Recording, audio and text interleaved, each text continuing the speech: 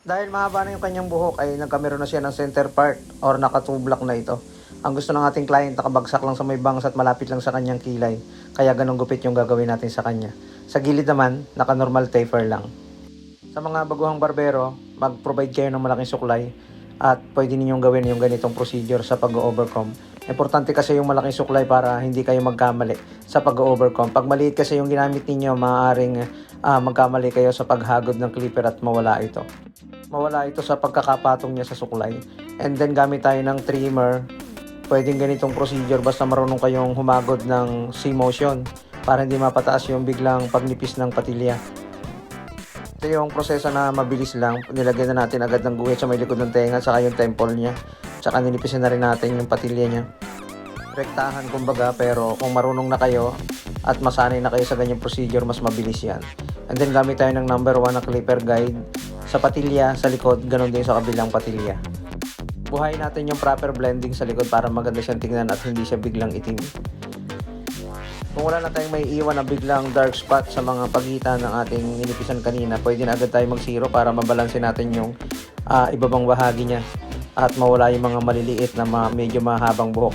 Pwede nating patagilid yung ating clipper o pakanto-kanto lang para maging balanse yung fading natin ginawa. Angat lang dapat ng konti yung ating outer blade sa inner blade para hindi maka-irritate sa balat.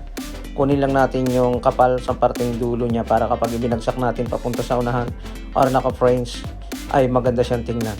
Kapag mataas yung walang tubo sa may parte ng iyong noo, kadalasan ang gusto nila nakabagsak lang yung buhok para hindi masyadong makita yung kanilang part na mataas o walang tubo sa may parteng noo.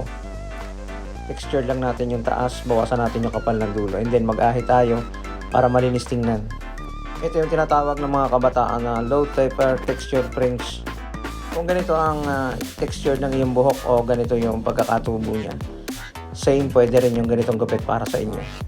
Sa mga baguhang barbero, ingat tayo kapag nag-aahit, lalo na kapag nagsasalungat para hindi tayo makasugat. Lagi nating alalayan ng isang kamay. Laging bago yung blade 1:1 para hindi natin maiwasan natin yung matigas na pag-ahit o pagputol ng buhok. Okay na, ganito yung resulta na ginawa natin sa ating client. At maraming salamat sa inyong panonood.